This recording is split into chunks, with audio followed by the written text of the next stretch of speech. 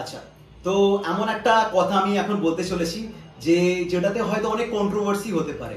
পরশুদিন নিট হয়ে গেছে, যেমন রোববার নিট হয়ে গেছে, আজকে মঙ্গলবার। স্যার, দুদিন পর আমি ভিডিওটা বানাচ্ছি, নিশ্চয়ই ইউটিউব বলো ফেসবুক বলো যুগে একটাই কথা চলছে যে ফিজিক্স পেপার শক্ত ছিল। Okay, so let's end this controversy. যারা এই কথাটা বলছে তারা কিন্তু ভালো রকম ভাবেই জানে যে ফিজিক্স পেপার শক্ত ছিল না, একদম ছিল না। ফিজিক্স পেপার যথেষ্ট মডারেট ছিল। আমরা যদি 2010 থেকে 2020 কে স্টাডি করি, এর থেকে ভালো পেপার হয়েছে, একদম হয়েছে। আমি ইউটিউবে ভিডিও করে দেখিয়ে দেবো, কোয়েশ্চেন্স লেভেল দেখিয়ে দেবো। স্যার, পেপার যথেষ্ট ঠিকঠাক, হ্যাঁ। এইবার যে প্রশ্নটা আপনি বলছেন, বলুন স্যার, আমি যদি পেপারটা থেকে 2 থেকে 3টে প্রশ্ন, 3টে না 2টো প্রশ্নকে বাদ দেবো, একদম সবাই বুঝেই গেছো। একটা ওয়াটার ট্যাঙ্কের প্রশ্ন আছে, একদম পেপার আমার হাতে আছে, একদম পেপার আমি অলরেডি স্ক্রিনেও আনবো কিছুদিন পর, আমি আজকে বসে করছি ভিডিওটা।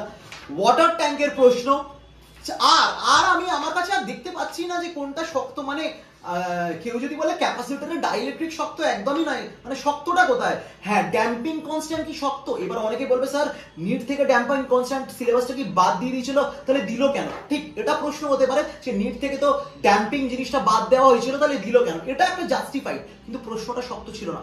গ্রাফ আমাদের এনসিইআরটি তে পুরো গ্রাফ দেওয়া ছিল, শুধু একটাই, মানে আমি খুব রেয়ার বলছি, 2টো কোয়েশ্চেন যদি আমি বাদ দিই, 45 থেকে 2টো কোয়েশ্চেন বাদ দিই, 43টা কোয়েশ্চেন, 43 কোয়েশ্চেন আমরা করতে পারি। এবং এটা খুব নমিনাল কোয়েশ্চেন পেপার হয়েছে। আমি কাউকে সাপোর্ট করছি না, কিন্তু পেপারটা নমিনাল হয়েছে। লোকেরা এখন চেল্লামিল্লি করছে পেপার নাকি শক্ত। ভাই, তোমরা যদি শুধু ফর্মুলা বেসড ফিজিক্স পড়াও তো পেপার শক্তই হবে। বস, তোমরা ডাক্তার তৈরি হচ্ছ, অ্যানালাইসিস পাওয়ার থাকতে হবে তো।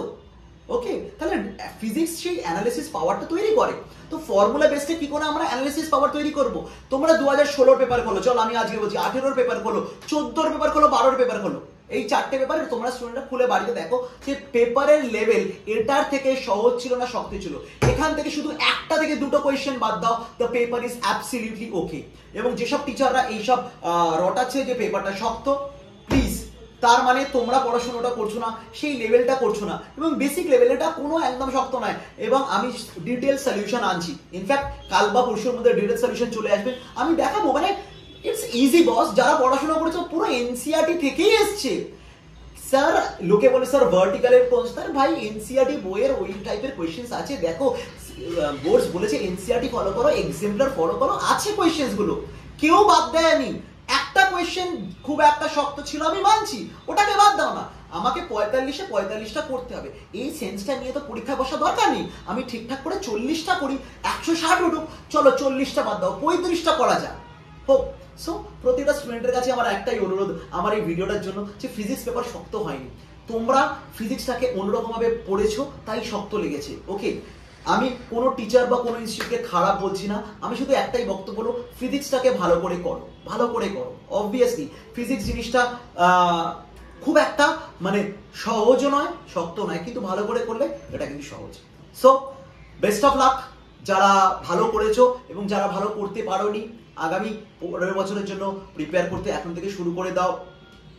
ফিজিক্সের আমার নিটের রিপিটারের ব্যাচ শুরু হচ্ছে, ডিটেলস চলে আসবে, আমি এখন কোনো ডিটেলস দিচ্ছি না, 1 by 1 ডিটেলস আসবে। তার আগে নিটের পেপারের পুরো সলিউশনসটা আমি আনবো। ওকে, তার আগে স্যার ভালো থেকো।